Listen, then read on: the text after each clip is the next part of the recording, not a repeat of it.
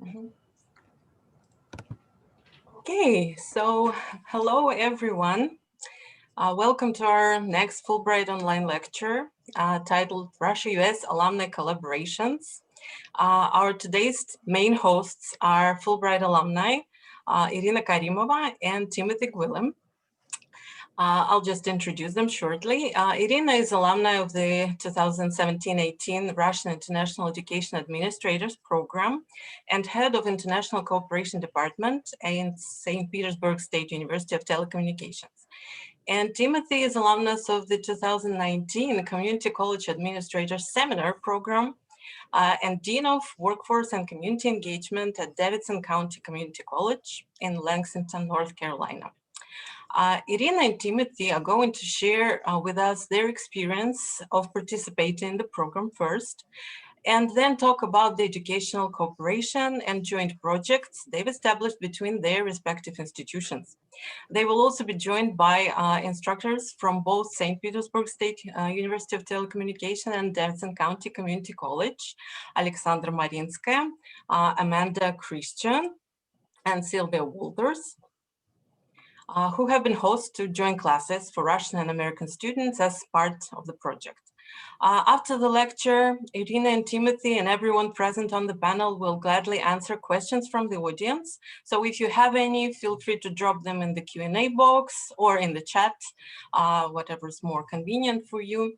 And if any of you want to talk to our hosts directly and join the panel, just drop me a message in the chat so I can promote you from listener to panelist during our Q&A session. And I remind you that this event continues a series of online lectures and salons that the Fulbright program in Russia has been organizing since the beginning of the year to showcase the 75th anniversary celebration of the Fulbright Program Global campaign this year. And now I think Irina, Timothy, and everyone, you can go ahead.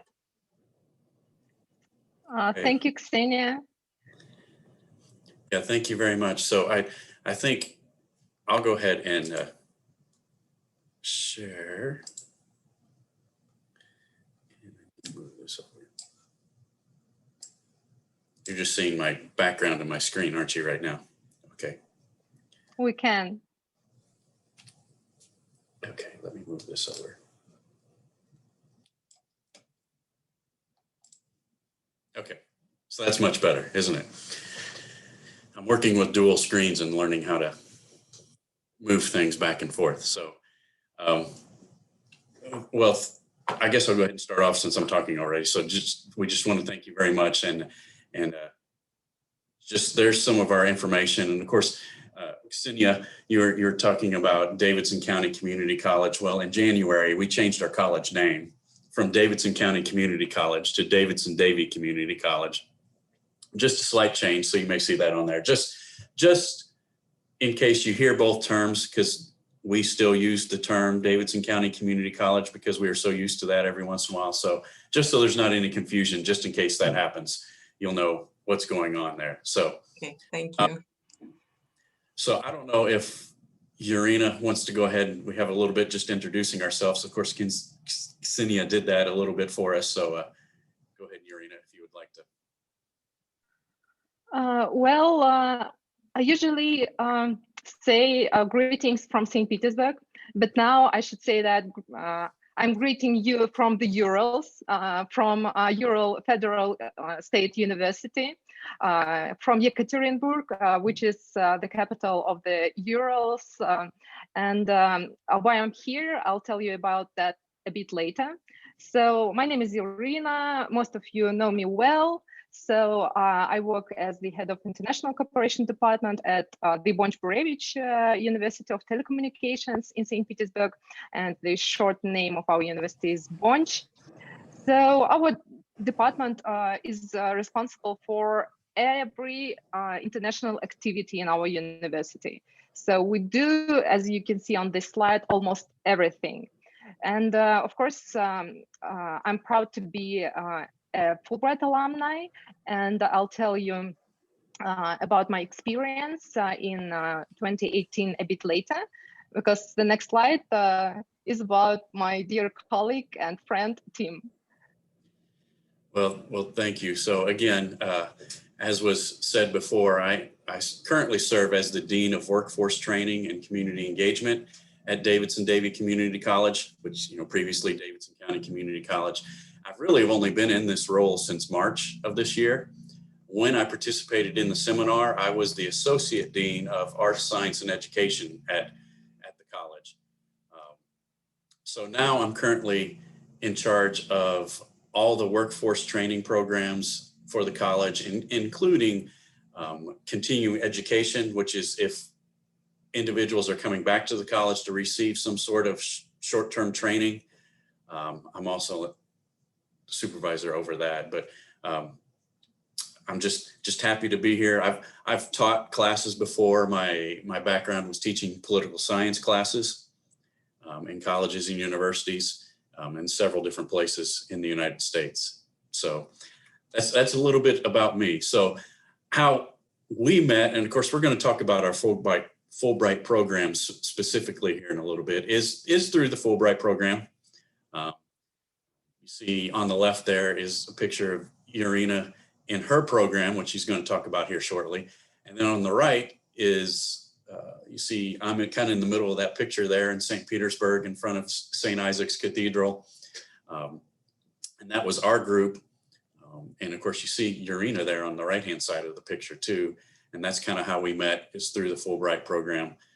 So I think with that, Irina's going to go ahead, and you may have to tell me when to go to the next slide when you're ready to move on there, Irina. But okay, a bit about her program. Thank you, Tim. Thank you so much.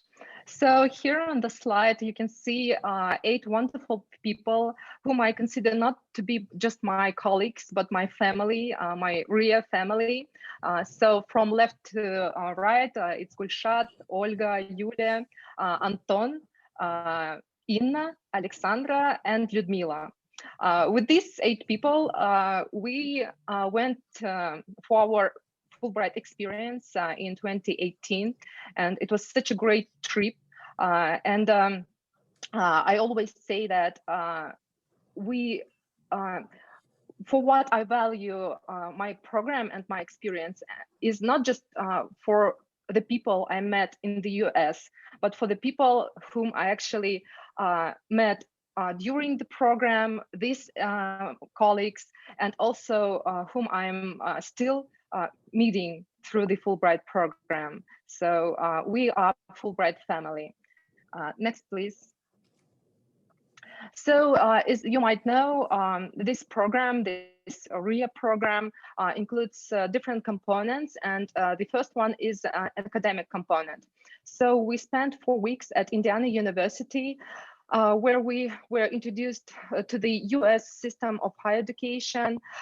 We had so many useful and informative meetings. We were for the first time introduced to the system of community colleges. It was Ivy Tech Community College where we went for the first time. And this component really helped a lot to understand the structure of American education, the many things about the US. I mean, even for the for some just simple things. Next, please, Tim. Here you can see some of the events we visited, like the basketball game, also the tradition Russian holiday Maslenitsa was celebrated at Indiana University. And here on the left photo, you can see some of pancakes we actually baked ourselves. So, and actually our colleagues from Indiana University and all the visitors from Bloomington enjoyed that event so much. So we were very privileged to join this celebration and to represent our country, our culture. It was really great. Next, please. So then we went to DC, where we attended the AIEA conference. And as you can see on this slide, it was very impressive, actually, event. We met so many colleagues from different, not just US universities, but universities and institutions from all over the world. So we could share our experiences in the field of higher education, international cooperation. Some of us actually met their host institutions there. I mean, for the practicum component, for the networking component. So it was, again, super informative, super great. And this week was really memorable there in DC. Next, please. Of course, New York campus visit and seminars at IIE. Here you can see our visit to Columbia University and this wonderful chance to gain experience from top level universities in the world was really fantastic.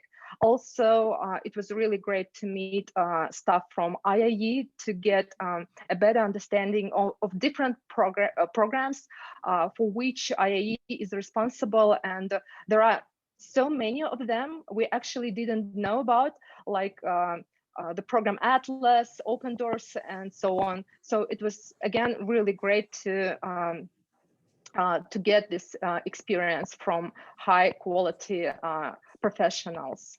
Next, please. Well, then we had just one option to choose where we would like to go. And of course, my choice was quite obvious, because I went to see our partner university in the US, in Wisconsin, and that is Milwaukee School of Engineering. So again, I spent there 1 week. Here on this slide, you can see my meeting with the president of MSOE. And this meeting was probably the first meeting in the US for many, many years, because our colleagues from the US, they have visited us so many times, but for some reasons, I don't know, it was the first time we visited them during my networking component. So of course, it helped a lot to promote our cooperation. I have met students from our previous exchange programs. I've met students for future summer school programs at that time. And of course, I presented our university to my colleagues, to all of the students from this school, and it was really nice to do that. Next, please. So for my practicum component, I went to University of Missouri, Columbia. You can see my happy face again. So many pictures of me, of course. So and this component was full of not just professional events, but also cultural and social events as well. So if you, Tim, please. Yes.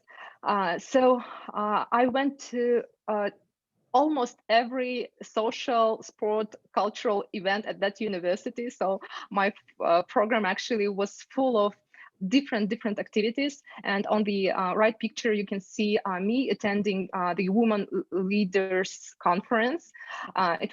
It was actually a very nice experience, and to hear about how different, not just schools, faculties, or professors, but maybe some, like clubs, how they promote young ladies, girls to attend in their activities, and how they can succeed in their future career. So it was really great to join that meeting. And after that, actually, I actually implemented that experience at St. Petersburg State University of Telecommunications. And for 2 years, we've been hosting the event named Girls in ICT. And we organize it, we co-organize it with the International Telecommunication Union.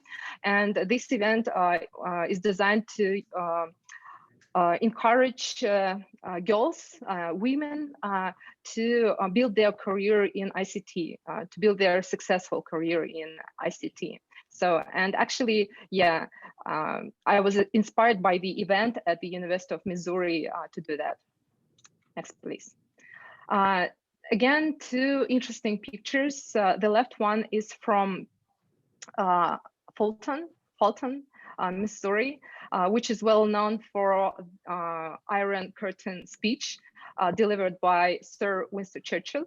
And I'm standing behind the piece of Berlin Wall, a piece of it, which was sent, I don't know, delivered to Fulton.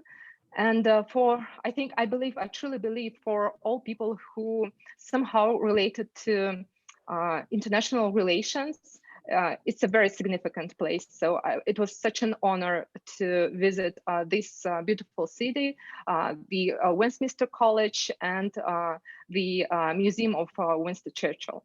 And on the right picture, you can see the Callaway station. Again, it was quite interesting experience to visit that because there are not so many atomic stations in the US, and the Callaway station is one of them. And I think I was the only one from our cohort who visited any industrial institutions, organizations. So yeah, it was quite interesting, and I enjoyed this experience very much. Next, please. And the next slide is devoted to Tim's program. So Tim, the floor is yours. So just a little bit about the program that I participated in. As it was said, I participated in the Fulbright Community College Administrator Seminar in 2019. So it was April of 2019 that I was in Russia. So we did all sorts of things. And you'll see a lot of pictures of people, me in groups with groups of people. And I think that's kind of of course, first of all, Fulbright is all about building connections between peoples of other countries, right? Build those connections. And once connections are built, the cooperation can be built. And then of course, the whole goal is if cooperation is built, and then, you have much more cooperation going on around the world, right? That's the overall goal.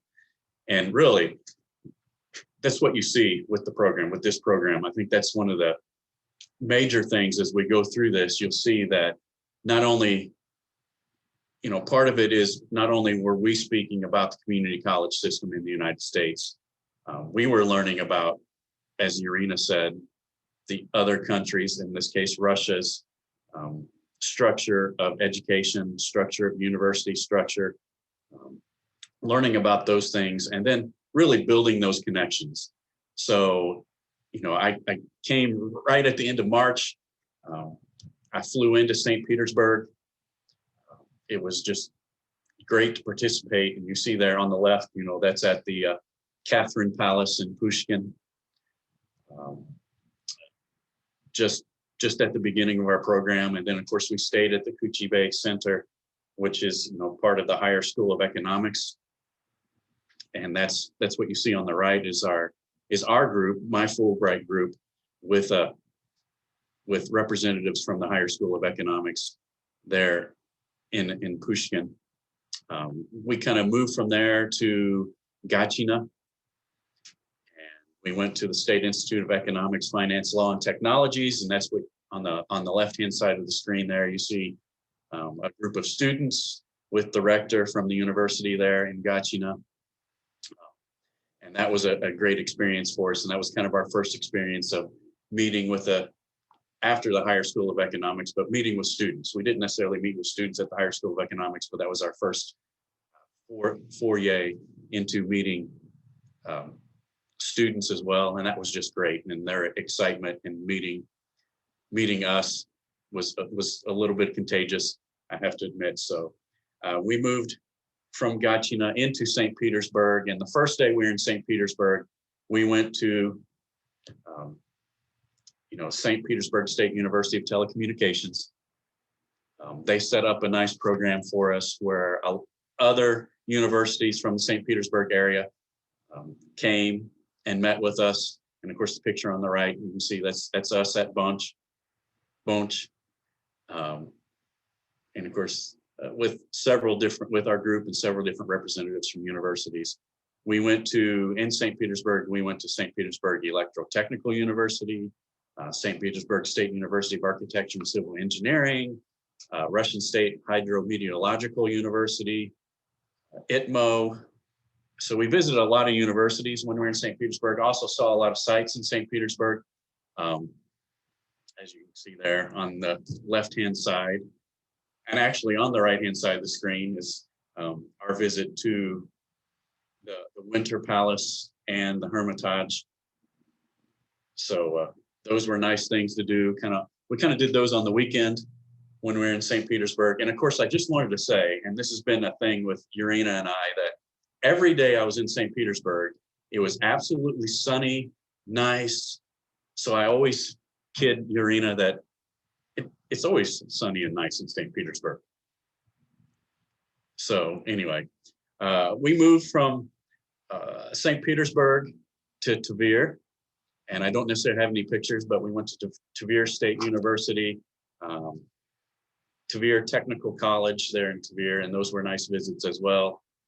To meet with students, to see what was going on at those universities, meet with university personnel, and then on to Moscow, obviously from the picture in the middle. And I have to admit, that visit to Moscow and walking in down there in Moscow in the middle of Red Square did seem a little surreal for me. It was just really nice. Just something, I guess, as someone in the United States, you don't think you're going to get to do during your time. So that was really nice. We visited the first Moscow Educational Complex, the American Center in Moscow, St. Tikhon Orthodox University for Humanities in Moscow as well. And of course, Education USA, and did a little bit at the US Embassy. So that was kind of my time in Russia, 2 weeks that I spent in Russia. And it was a good time. Like I said, it was a good time for me to be able to build connections. And I have built connections and friendships, not only with the colleagues that were with me the whole time, but also colleagues now that I consider colleagues at a lot of the universities that we visited, and we've built connections. But it's also been great for my institution. And I think Irina would say it's been great for her. Our collaboration has been great for her institution, her university as well. And then since it's been great for our institution, it's been great for our students. It's been really good for our students to experience and talk with Russian students at the university. And we'll talk about that. That's what we're going to talk about here just a little bit. So just a little bit of what we've done together. We've conducted a lot of joint classes together through Zoom. And of course, it's mainly at Bunch, it's mainly their English classes. But we've done psychology classes, communications classes, as you're going to see. We have planned, of course, a lot of our plans have been put on hold because of COVID, but we've planned short-term programs for students from Bunch to come to North Carolina, to Davidson-Davie Community College and spend some time. Again, they've been put on hold because of everything that's been going on in the world with the pandemic. And intercultural activities, Festival of Nations, both institutions have Festival of Nations, and it's once they kind of get started back up again, it's going to be very nice to be able to do that. And of course, we've talked about other subjects to do as well. So I don't know if you want to interject anything at any time, Irina, just interrupt me and jump in, or anybody else. We've got Alexandra and Sylvia and Mandy. Anytime you want to jump in, please do. So after getting back from Russia, you know, contacting the colleagues that I had met in Russia, Irina and I really started talking about how we could do things together. We had to work through kind of what we wanted to do, what we had planned, and a lot of logistical things. We're going to talk about challenges here in a little bit, but you know, the difference in time zone, we realized it was a big challenge that we had to overcome. The time difference, because you know, right now here in the United States, on the East Coast of the United States, it's 8:28 in the morning. So, you know, it's the middle of the afternoon in Moscow and St. Petersburg. And of course, later as you go further east in Russia, I understand. So there is quite of a time difference, but we finally got, okay, let's try this. November, you see the date there, November 26, 2019. Let's get a class from Bonch and a class from, at the time, it was Davidson County Community College. And let's just have them meet and discuss a topic. And we chose, the students really kind of chose stereotypes. So it's kind of, how do Americans view Russians? How do Russians view Americans? And we had the students talk about that. They developed questions and they had discussions about, are Americans really that way? You know, is this the way Russians really are? So it was an interesting time. And of course it was Sylvia's class here at Davidson-Davie Community College, her communications, one of her communications classes. And what you see here is a picture of the class at Bonch. But I think, and I'm not sure of the next slide here. Okay, yeah. But I think that first time, and I think it would be good if Sylvia, if you want to interject and what your impression was. Okay. We weren't really sure how it would go. And then as we were getting started, of course, the president of our college walks in and sits down. And then our chief academic officer comes in and sits down. And then our head of international education comes in and sits down. And I know Sylvia and I kind of looked at each other and said, this doesn't go well. This is not going to look good for us. But it did go very well. I think, Sylvia, if you want to interject kind of your impressions of that first meeting, it would be great. Yeah, just exactly what you said. We had no idea how this was going to go. And when everybody who we worked for came in, that was of concern. My students had no idea. None of my students, probably maybe the students on both ends, had never done anything like this before. They were clueless. I was explaining that we are participating. I want you to be a part of this and whatever. Oh, by the end of that day, they were so excited. They were exchanging contact information. They were just having an incredible time. And they said, this is great. Can we do more? How many more can we do? And I was very excited about that. And so glad that our first time out of the chute, not anyone knowing quite how it would go, it went really well. And it did not have to be a certain discipline that was doing it on either end. It's just an exchange of culture, exchange of friendships. And that's, of course, the biggest value of all. We've had different subject matter areas that we've discussed since then, other kinds of areas. And that was wonderful. But that it doesn't matter. It doesn't matter what we talked about. It always has been very exciting and interesting and enriching for everyone. I don't know if you're going to add anything, but we've since that first time, we had planned to do it again. Again, as full as full classrooms. We did this as, you know, putting a camera in the classroom. But of course, then COVID happened, and we were trying to figure out how to do this. But we figured out we could still do this on Zoom, just everybody's going to be in individual places. So in the spring semester, I think we conducted 6 different sessions with the students. Not only did Sylvia's communication classes join in, but also Mandy and her psychology classes joined in. We also had another institution here in North Carolina have some students join in the spring. So it was a a good time. And then we continued it in the fall and into this spring. So it has continued every semester, and we have done all sorts of joint classes, all sorts of different topics, all through Zoom, sometimes with people in the classroom, sometimes just everybody joining by Zoom from home, just depending on what's going on.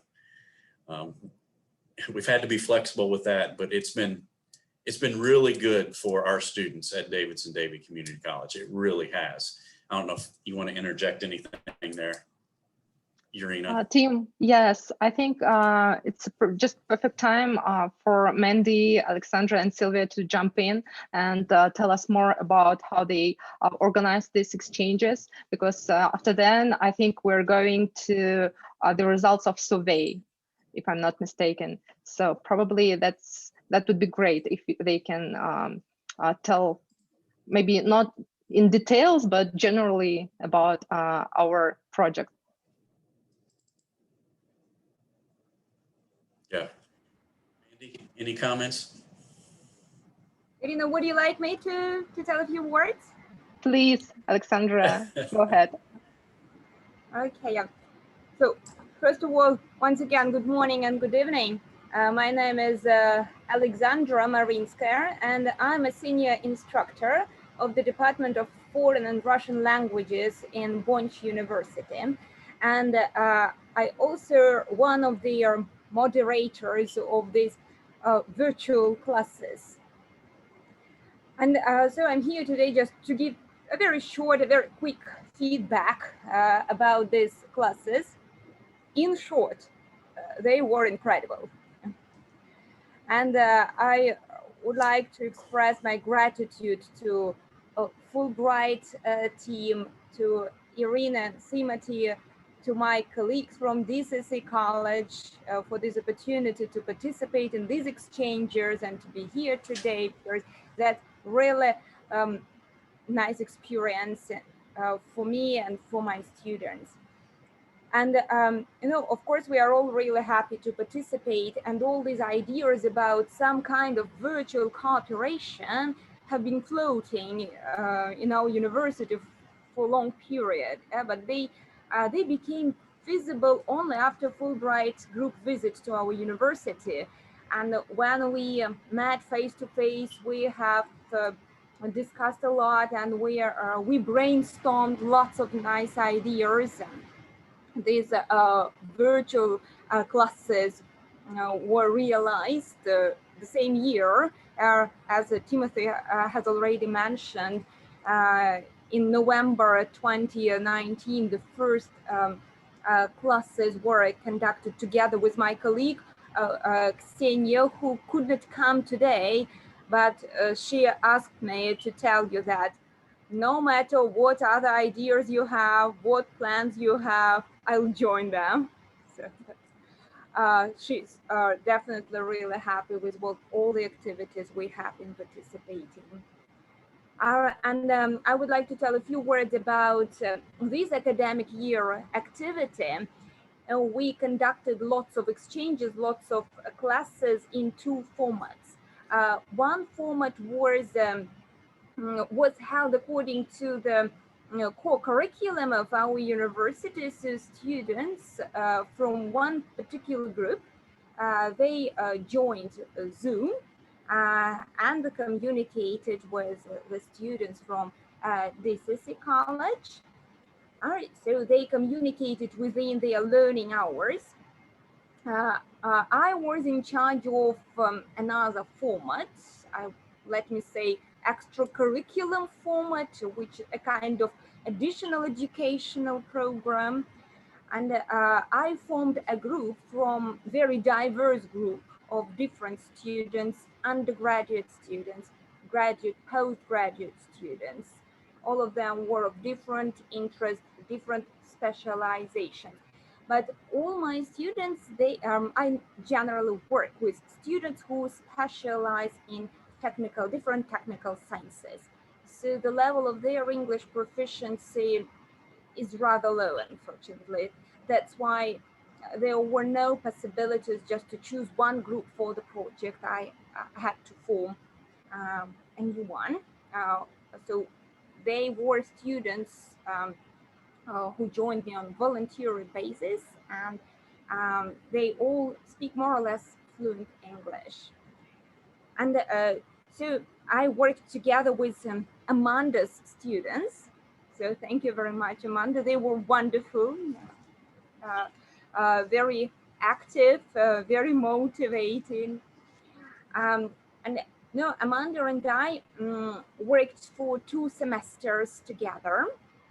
And all our first classes at the beginning of the semester, the first joint class was a kind of introduction when students introduced themselves, they spoke about themselves. So Amanda and I could find out what are their interests, what they are passionate about. And due to this information, we could design the program and design further activities and further sessions, Zoom sessions. And we informed students about the topics we have chosen in advance. So they had enough time to get prepared with their slides or just speeches or even questions, or whatever. They could be well prepared. Because, for example, for Russian students, it was a kind of problem. You know, they were a bit embarrassed because of language. And of course, they needed some supervision and my help with vocabulary. So beforehand, we worked together with the vocabulary to get well prepared for a particular session and for a particular topic discussion. And what about the topics? As Sylvia said, all of them were really interesting. All of them were incredible. But it seems to me that the most exciting for the students were the discussions about cultural aspects and cultural stereotypes. Sport and music tend to be really interesting for the students. You know, I'm not really good at music and sport, and it was a kind of challenge for me, but the students were so active, so actually they did not need Amanda or me. They communicated themselves without our help. They were interested in money issues. They interested about prices for some daily things. They were really excited about it. And no, we also tried to introduce, Amanda and I, we tried to introduce the kind of project-oriented learning and problem-solving learning, and we tried to encourage students to communicate beyond our joint classes, beyond our Zoom sessions. To do that, we divided our students into groups. Each group had 3 Russian students and 3 students from American side. And so we gave them some problem, some topic to discuss, to explore, and their task was to communicate themselves. They were free to choose the mode of communication, chat, social networks, Zooms, whatever they wanted. And their task was to present the results of their communication, their exploration within the final Zoom session. So I would say that some of the groups were really successful. They were really impressed with their communications. I'm absolutely sure that some of them made good friends and they will keep communicating. Some of the students faced some obstacles. Of course, time zone was a big problem, as Timothy has already said, and the time limits, lots of them worked a lot and it was hard for them to communicate. But in general, I would say that it was really beneficial. Both project learning and all our sessions, they were really beneficial for their communicative skills, intercultural communicative skills. So I believe that now they have better ability to communicate in any intercultural settings. And it was really beneficial for their values, because they had the chance to have a look at our world, beyond their neighborhood, and they had the chance to have a look at the world through the eyes of their peers. That's important. And I would say that the main information they got is that people are people everywhere. No matter what we are taught, what we are said, we are all people, and it's interesting for us to communicate. And I really hope that we won't stop going on. We will keep on going. And Amanda and I has already created a Facebook group, and we hope that this group will be a platform for the students to keep on going, to keep communication without our supervision. And I hope that it will enable us to attract and to involve more students into these virtual exchanges. And perhaps one day some other universities and some American universities have already joined, and perhaps some other cultures will join us in the future, and we will have multinational communication, not just the dialogue between American and Russian side. So hopefully we will succeed, and I'm sure we will succeed. Oh, well, I think that's it, what I wanted to tell you today, so thank you. All right. Well, Mandy, after that great explanation of what we have going on, do you have anything just to quickly add? We have other things, and we want time for questions, so we want to move along here a little bit, but I don't know if you have anything to add.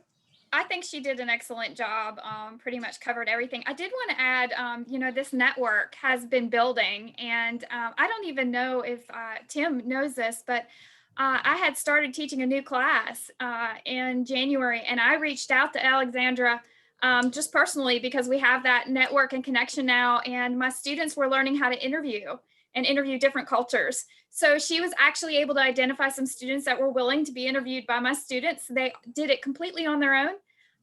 The only thing I got to see was the end result. So I just want to say that this network has certainly grown, and we have found other outlets beyond the virtual exchanges where our students can continue to learn. So I just want to say thank you, and I really appreciate the opportunity, and I know my students do as well. Well, great. So in the spring, we surveyed the students, not interviewed, surveyed the students, and we got survey results. And we have these up here on slides, and I'm going to go through these really quickly just to give you an idea. I think a couple of them are really important, and I think Alexandra really highlighted several of those things that we have learned. So I am going to, I got to get back over here, move through these very quickly. So just kind of the age of the students, most of them. Tim, can I add that? Yes. Go ahead. Yeah, I just would like to add that if you would like to see more data about this survey and our cooperation, you can follow the link to our publication. We will tell you about that a bit later. So yeah, we're going through the analyzing results quickly. Yes. So you see the age there, mostly 18 to 24. We did have some older students because there are typically community college students, sometimes can be adults who are coming back to college. So we did have some of those, mostly female in our group. It's just the way it worked out in our classes for whatever reason. So I think this is interesting. Previous participation in exchange programs, the greater majority had not participated in any type of exchange programs before they participated. So again, I think that's interesting, especially with the results that are coming. Everybody enjoyed the experience from the survey, so either exceeded or met their expectations. This is one I think is very important. Did the students feel like they got a better understanding of cultural differences and perceptions as a result of our virtual exchanges? And you see there between strongly agree and agree, it was the vast majority of the students.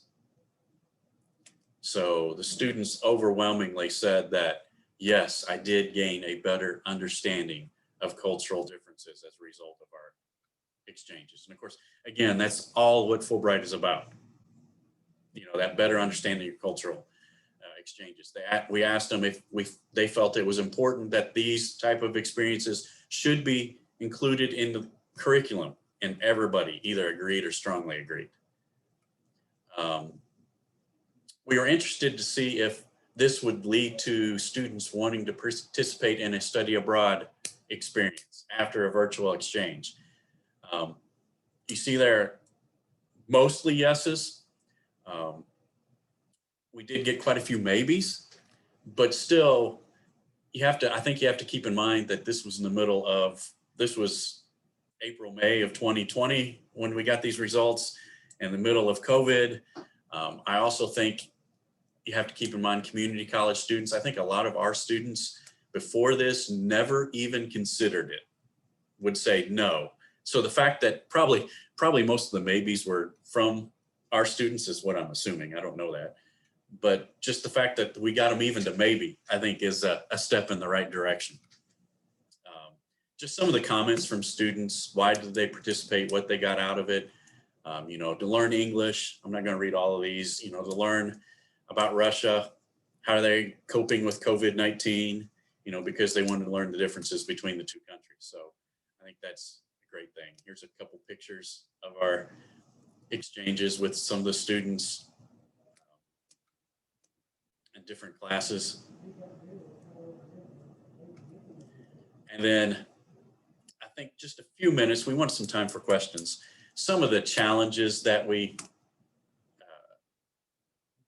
experienced, had to get over. We talked about the time difference. That is a challenge, and it's a challenge anytime Irina and I are talking about meeting. Sometimes it's a challenge. You know, poor internet connections sometimes. That created challenges at times. Different academic schedules. We learned that here in the United States, we start and end our semesters earlier than you do in Russia by a few weeks, and sometimes that creates a challenge. Just getting them together in the middle of that academic calendar.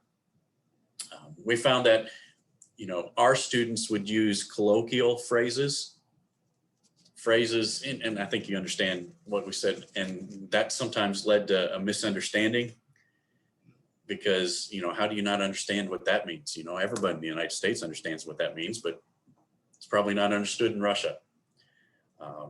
We did feel like it's probably not as true of an exchange as face-to-face exchanges, but as you're going to see with some of the things, we felt like we got to a greater amount of students through these exchanges. So achievements. And anytime, Irina, if you want to jump in here, please do. They don't want to listen to me talk the whole time. As the data showed that, yeah, it did encourage students to at least think about study abroad. And I think that is a good thing, because I think we can get more students abroad. And that's some of the things we're planning in post-COVID world. But we felt like it really did encourage those students. Really, there's really minimal investment as far as monetary investment for both of our universities to participate in this.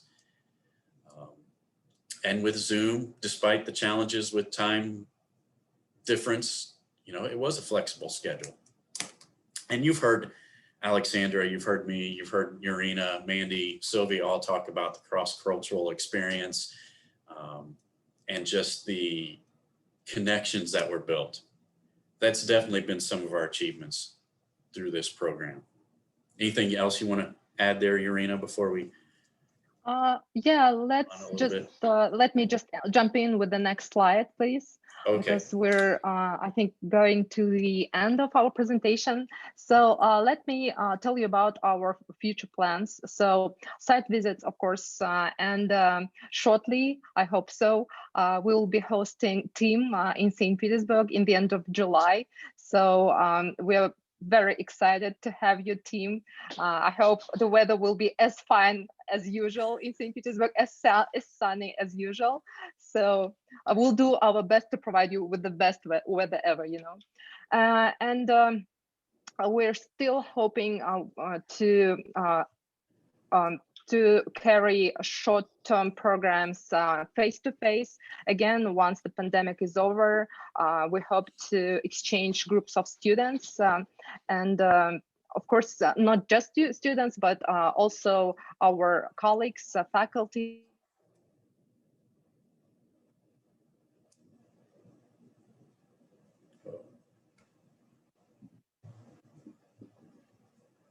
Okay, yes, sorry, my internet froze for a second, so I wasn't sure what was going on. So, you know, talk about poor connections sometimes, you know, this is some of the challenges that we have.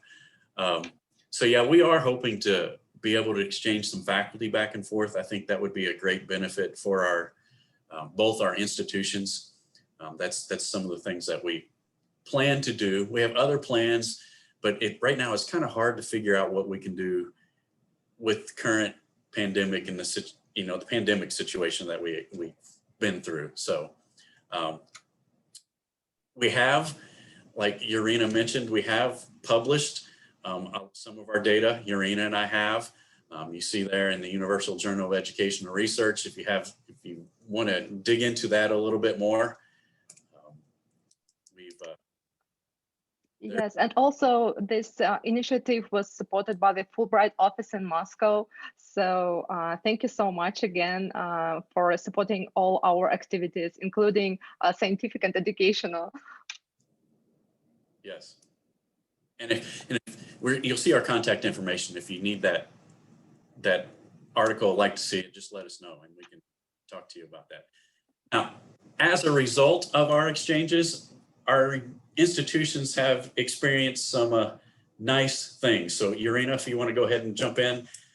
Yes, so going back to the reason I'm here in Yekaterinburg is that just yesterday we were honored to receive an award in the field of internationalization of higher education in Russia and CIS region. And we were awarded for our joint project between our institutions. So you can see on this slide just yesterday's picture. So colleagues, congratulations. We did such an amazing job. I think that's just our first step. And it is really great to be recognized by professional society here in Russia, because we have so many international activities, and most of our Russian colleagues who attend this meeting, they know that it's quite difficult to impress Russian colleagues with some projects, you know. So we're very proud to get this award, and once again, congrats. We did such an amazing job. Yeah. Yeah, and that's just definitely congratulations to Irina and her university on that award. On that same line, actually, Davidson-Davie Community College has been awarded the Senator Paul Simon Award for Campus Internationalization. I have a hard time with that word. Internationalization. So NASPA, you know, the Association of International Educators, gave us the overall award for campus internationalization this May. So we just received that as well. And it's not just because of these exchanges. I mean, we do quite a few other international activities, as does Irina's university as well. But this was one of the major things that they were interested in. So kind of a nice thing that happened because of these exchanges, not necessarily why we went into them, but they're very appreciated when we get them. So here's some of our contact information if you'd like to contact us. And then I think with that, I'm going to stop sharing and see if we have any questions. There are a few questions from the audience, and some feedback as well.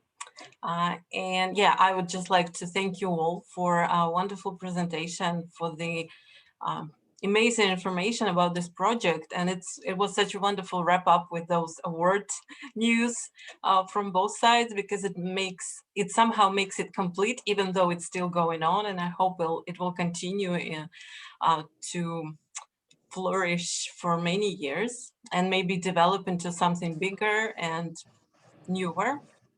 And yeah, there are a couple questions, very different questions from each other. So you can all, if you want to, go to the Q&A box and see the questions themselves.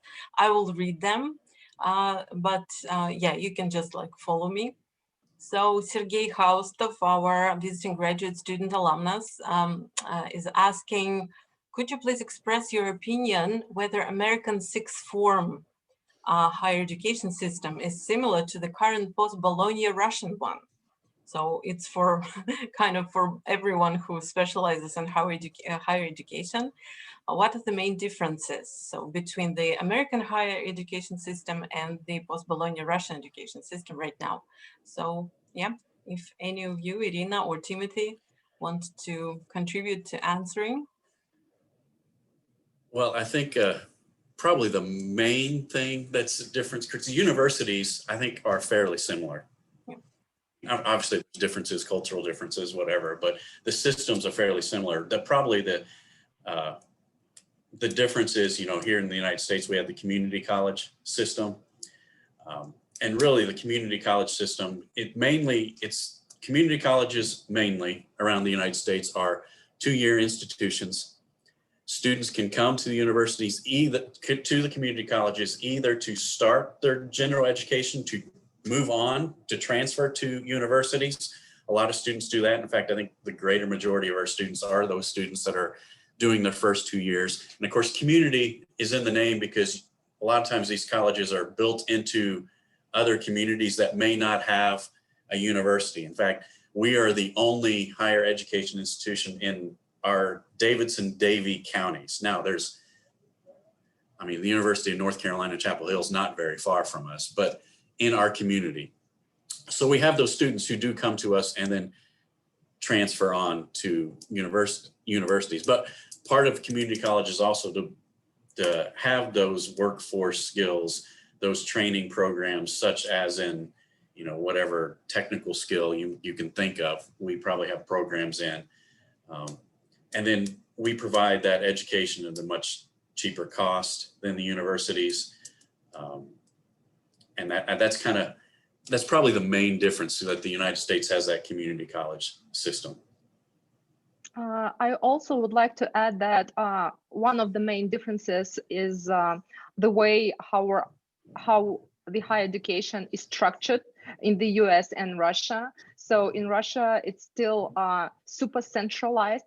So we have to report to the Ministry of the Higher Education and Science here in St. Petersburg, here in Moscow, I'm sorry. Of course, we have this mandatory duration, or should we say recommended duration of our programs. So 4 years for bachelor level and 2 years for master level. From what I learned in the US, that for example, in Indiana University, we've met some students who have been studying for more than 8 years without graduating from the university, because there is no mandatory duration of their education. In Russia, you should complete your program in 4 years, 2 years, or 4 years, for example, for PhD programs. That's another difference probably. And also what I noticed in the US, that both on the bachelor and on master levels, students can choose more optional courses. So they have more options and various subjects to study. And also, I know that some of Russian universities, they actually implemented that system too. For example, a High School of Economics, they have major and they have minor. But for example, at our university, Bonch, we actually at the moment don't have this system. So those are differences. Yeah, and I also wanted to mention really quickly before we move on to the next question is that community college is a lot of times adults who may have started some sort of career and maybe want to come back and gain education as well while they're still working is something that community colleges really highlight and emphasize. And then we do provide all sorts of training for companies, for business people while they're working, and it may be supported by their business or company. So I think I saw a question about do we believe that cross-cultural skills can be formed by these online exchanges? And I think some of you could probably answer that as well, but my impression is yes, we definitely saw that cross-cultural skills were developed. Now, I do think if we could get students to the different institutions, visit the other countries, I think you would gain more that way. But this is a way to really get more students involved and allow them to gain some cross-cultural communication. I know that's something that Sylvia really emphasizes in her classes is intercultural competence. And I think, Sylvia, I think you can answer whether you saw some of that in your classes. Yeah, the very first time we did this, we were still all in classes. It was pre-pandemic. And so if you notice that very first picture, we had both classes. It was a class that was being videoed. And so we were not doing it on Zoom. Technology was different. We had to set it up, and this was a big deal. I think that I noticed in both those classes, even though none of us knew how it was going to go, that because they were there as a group, they were able to support each other immediately. Like when it was time to ask a question, they were saying, go on up there, Jane, go ahead with your question. We want to hear the answer. And so I think there was a little bit more opportunity for more excitement quicker. That's not to say that it didn't happen with Zoom, but it takes a little bit longer, and they are sitting by themselves in their home and they don't have somebody nudging them saying, go on, it's your turn. So I am always about face-to-face. It is always better in my opinion. That's my communication coming out. But thank goodness for Zoom. I got a new appreciation for the things that could be done. And like Alexandra and Mandy, they've been very innovative with what they have done and with involving social media. And so there are a lot of wonderful things that can be done with this, even if we stay in this environment for a while longer. Yeah, and in regards to that, we also have a question in the chat from Boris, our FLTA alumnus. When do you expect to get back to offering offline experience? So I think he addresses everyone. Once the pandemic is over, we're immediately going back to offline to see each other in person. That's for sure. Yeah, I think our goal is, as Alexandra said earlier, that we plan on keeping this going again, because of the amount of students that we can reach and affect through our exchanges. But we do have programs planned where we take students both places. And like you said, I think that's going to provide a greater impact. But yeah, as soon as we can. We keep saying we're going to do it this time, and then we've had to delay it. You know, we've delayed things several times just because of the pandemic. But yeah, as soon as we can. Boris is also asking, could you share with us some aspects of financial side of running the exchange, such as funding sources and perhaps fundraising efforts?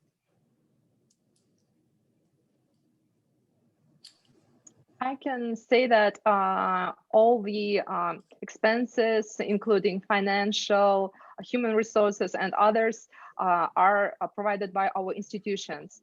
Actually, last year, right, Tim, we applied for a grant of the Embassy of the United States in Moscow. Unfortunately, we didn't get it, but we're hoping to do that again and to win some additional funding, because of course, in terms of international cooperation and activities, it's really important to have great equipment, good programs, and all the stuff when really, which is really important, you know. So that's why we're keep going on that area to applying for different types of funding.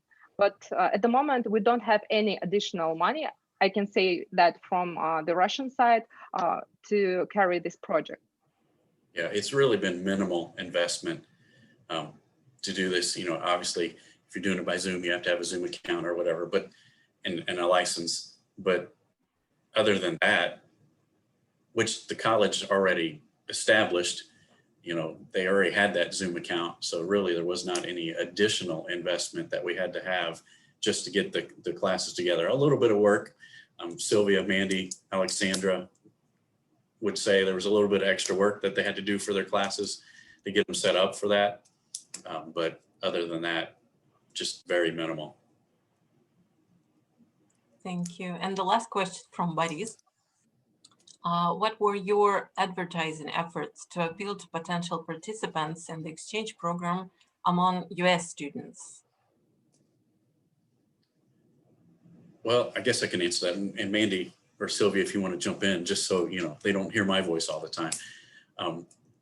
Really, Mandy and Sylvia kind of, you know, it was their classes. They already had the students in the classes, so they didn't necessarily have to do much advertising outside of their class.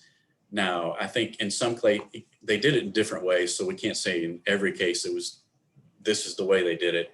And some of it was just a learning curve, learning. They didn't necessarily require, in some cases they didn't require all of their class to participate, but they could, you know, they got some benefit from participating in class. And then in some cases when there was the whole classroom, maybe the whole class did participate. So we have held, and we didn't necessarily mention this, you know, like we had students from Bonch do a presentation about a day in the life in St. Petersburg, and it was open to all of our students. So there was a little bit of advertising around the campus that this, you know, we have what we call passport events on campus, and we advertised that as a passport event and anybody could attend. And we had good attendance for the students at Bonch to present about a day in the life in St. Petersburg. And it was I think our students were very interested in the things, you know, the small things sometimes, you know, our students were very fascinated that no one drives to the campus.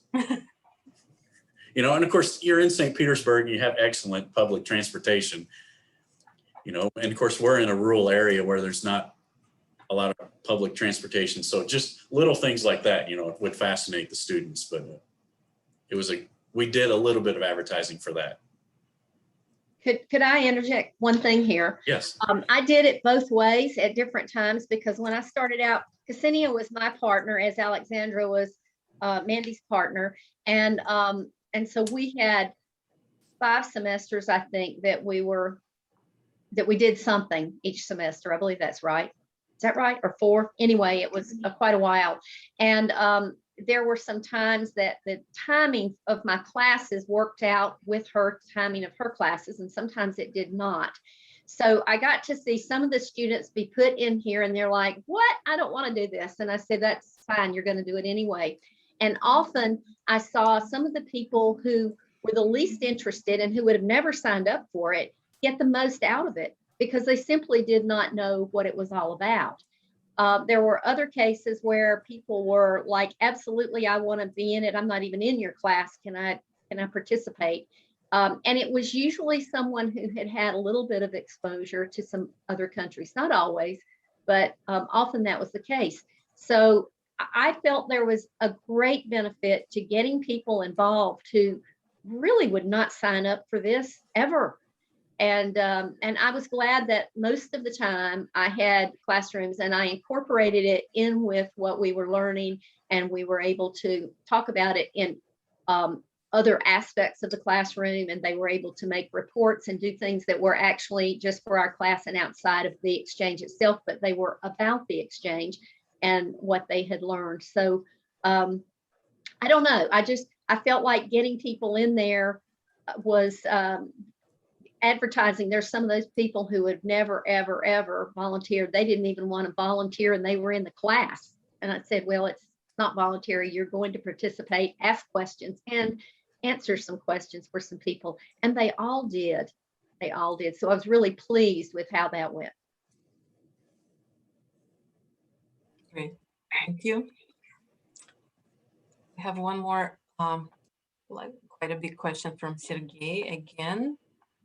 Have you thought about introducing some type of assessed small group activity, like portfolio CD, that would require a closer communication between American and Russian students, like a bit of nudge encouragement to broaden their horizons that might help with developing the time management, crisis management, and teamwork skills?